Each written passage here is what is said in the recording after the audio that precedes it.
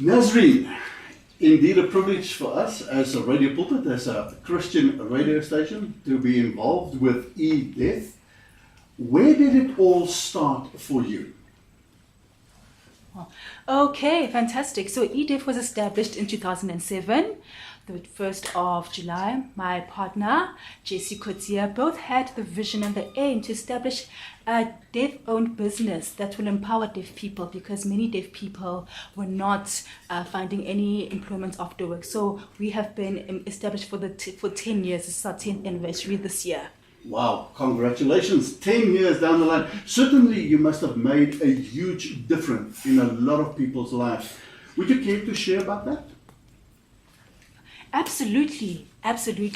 So I think over the past 10 years, we've employed over 2,000 deaf people, including our project that we have with the Shoprite Checkers group in the retail industry. So one aspect that we do is training. So once we prepare the learners for the training, they start to enter the working world, which is a big challenge, but I think that we've overcome the challenge and our learners have left our premises as confident people ready for the working world.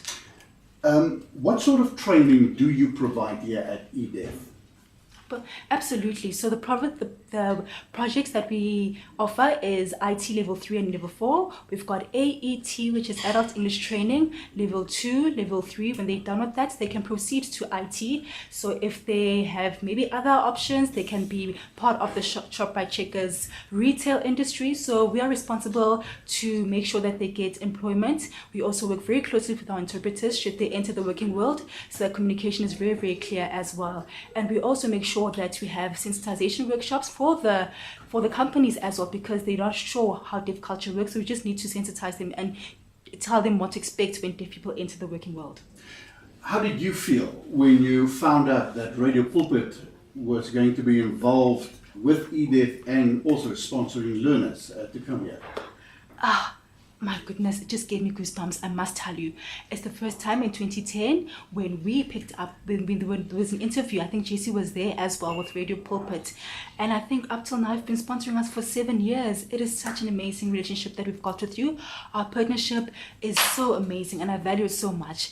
And thank you so much that you have a heart and a passion for deaf people in the deaf community. So because of your partnership and your efforts, we thank you, because our deaf learners have improved. Without you, I'm telling you, this would not have been possible. Fantastic. We honor God for an organization like yourselves. Would you care to share one or two success stories of learners that has gone through your academy that has done well in the workplace? Ooh, wow.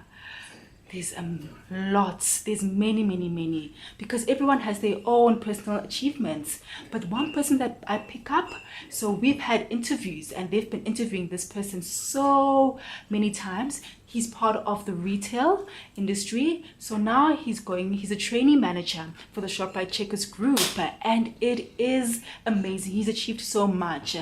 Another company that I have worked with, it could happen that there is SPV, where the learners have been working for 7 years and now they are promoted to being management and supervisors. Even with you, Radio Pulpit, your efforts and your partnership has helped us, because we can now prepare them into achieving anything that they want to in the working world and change perceptions out there that deaf people can do it. Absolutely, they've grown so much.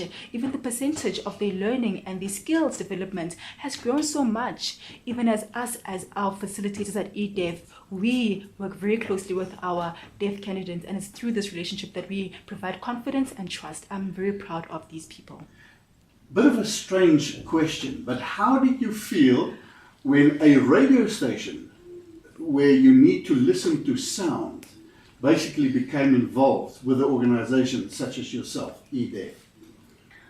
It was a strange question. I know exactly, because I'm deaf. As a deaf person, have I ever been exposed to radio? Never, because I usually use an interpreter, and it's part of incidental learning as well. We're hearing people have the advantage of hearing information because they're hearing. But with us, deaf people, we can't pick up any information. We usually use an interpreter who listens and then sends it back to us. So it's a very strange and interesting procedure. So it's very difficult, especially with a radio interview. I can't use sign language. And interpreter has to be here to voice what I'm saying, and that's how the learners and the listeners listening can know. So please, as you do this as well, please let them know that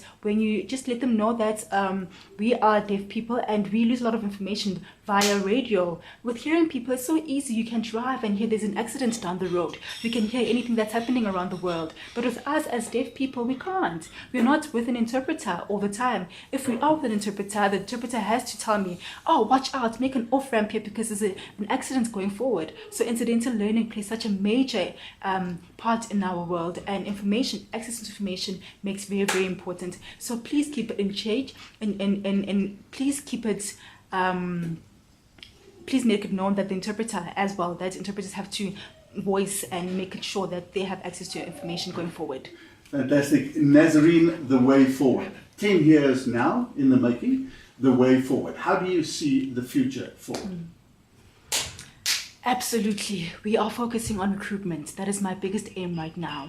So when we're done with AIDS, level 1 and level 2, this is a fantastic partnership because we have lots of sponsorships, including you, Radio Pulpits. Thank you so much. Even with IT, level 3 and level 4, we need more recruitment in this project. We have more visions to recruit our deaf learners. The training aspect is going well, even with different companies sponsoring us. That's very, very playing a big major part. But with IT, I think it's a little bit more challenging, and we need more awareness with recruitment. This is our aim and vision going forward. So we need more workshops and just highlighting the awareness going forward that 10 people with people can be recruited as well. This is my vision going forward.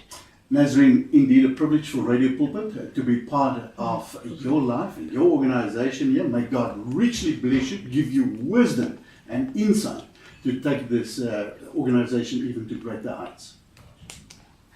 Thank you so much. I'd like to wish you as well, Radio Pulpit, thank you so much. Thank you for the partnership we've had so far and the journey for the next 10 years. It does not end here. Thank you for being a part of our journey. Thank you.